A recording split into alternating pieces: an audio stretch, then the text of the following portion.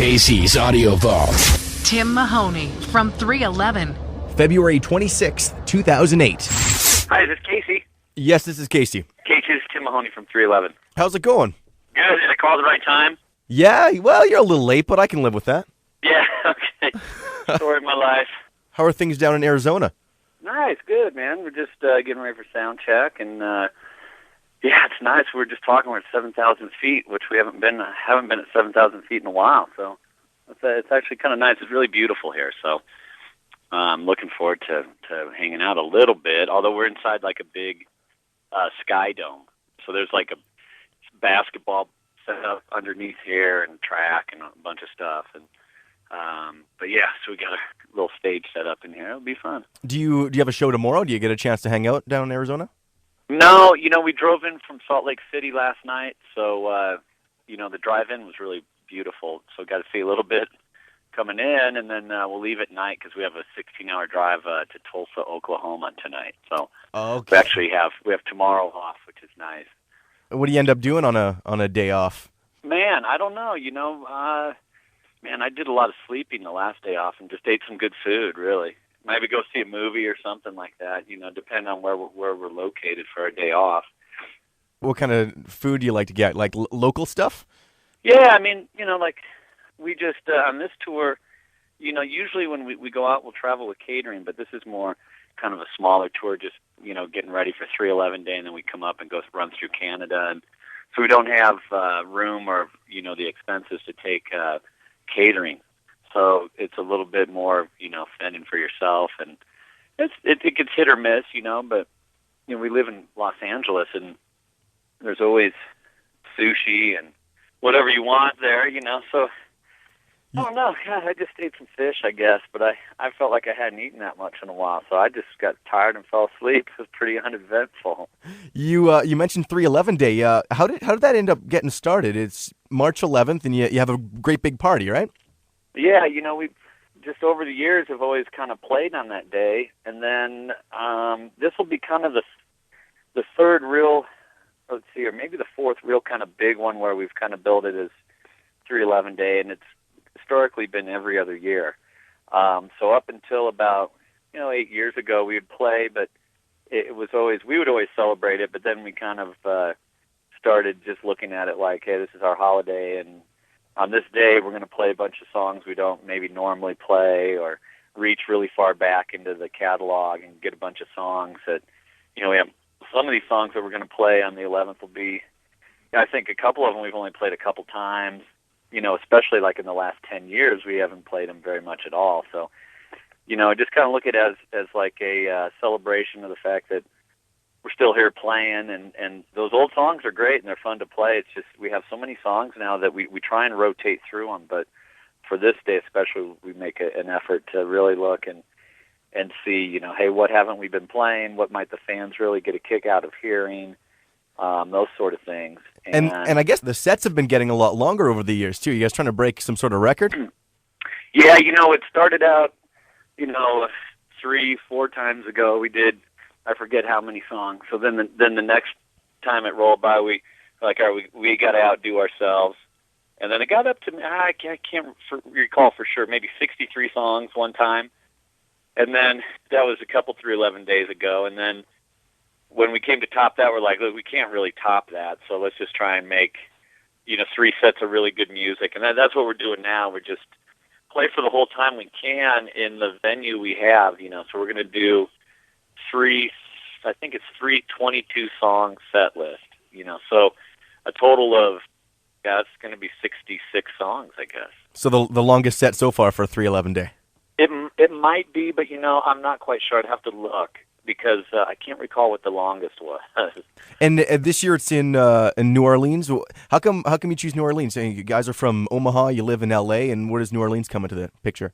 Well, we've always, it was one of the first cities to kind of, for us to gain some fans in.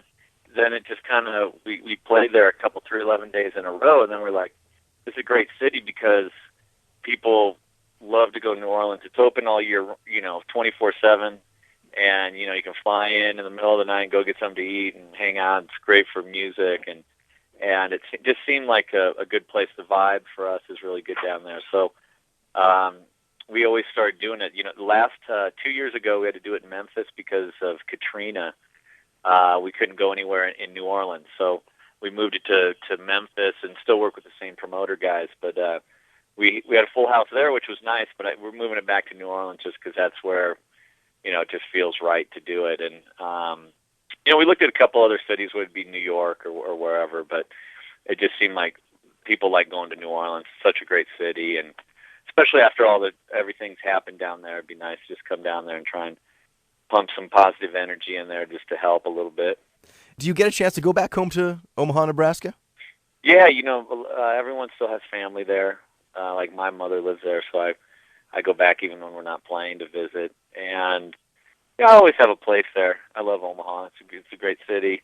But you forget about winter when you live in Los Angeles. I don't miss the winter very much. But I do like being in the mountains in the winter and stuff. It's really beautiful. So it's nice to travel, and play music and stuff through it. But I don't miss scraping my windshield. Well, yeah, Omaha is about 8 hours straight down the I-29 from Winnipeg.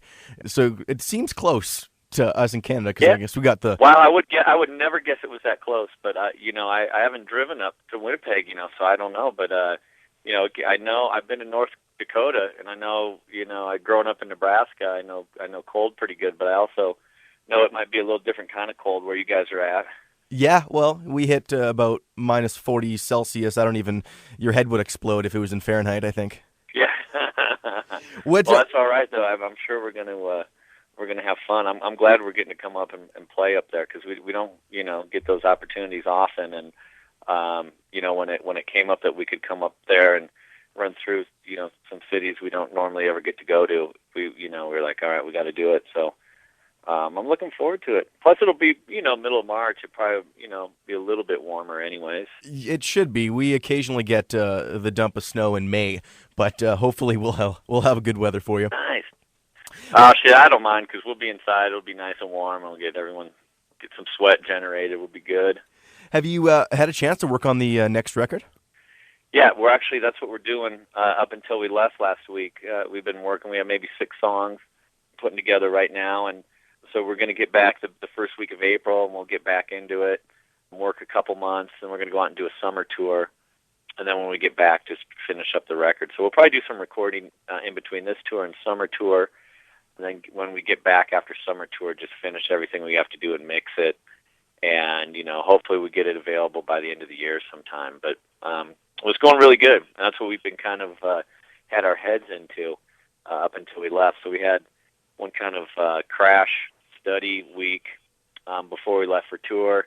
All the crew guys came in. We got everything set to go, and then we split. So we're getting warm. We got a couple weeks to get ready for 311 Day, and then by the time once we do that, then it's all we have. We'll have 70, 80 songs up and running. So when we come up through there, we should be finally tuned up. And you've got your own studio you built a while back, The Hive. What prompted you to guys get your own studio? Well, we'd always wanted and been working towards doing that. Just being able to have our own space. And so what we did up until we bought this place was we'd rent a space and move in there and work.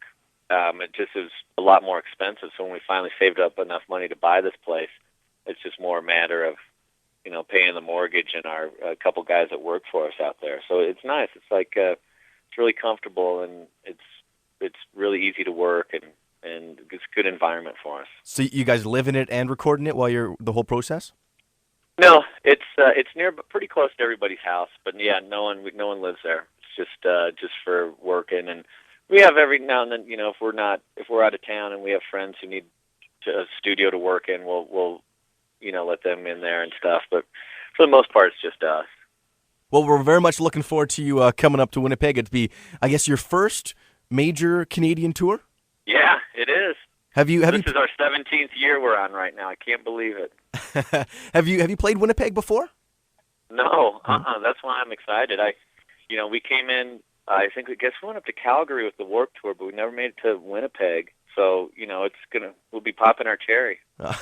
All right. Well, thank you very much, Tim, and looking forward to when you come by. Right on. Thank you. We'll see you up there in about a month, I guess.